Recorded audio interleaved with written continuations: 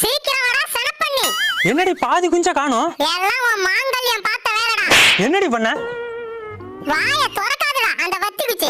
என்ன தாண்டி ஆச்சு? பாரப்ப உன் பொண்டாட்டிட்ட என்னடா சொன்ன? அடியே ஓடு ஒன்று உடஞ்சு போச்சு. காக்கா உள்ள புந்து கோழி குஞ்சை தூக்கி போடும், கவனமா பாத்துக்க. பயப்படாதயா, நான் பாத்துக்கிறேன்.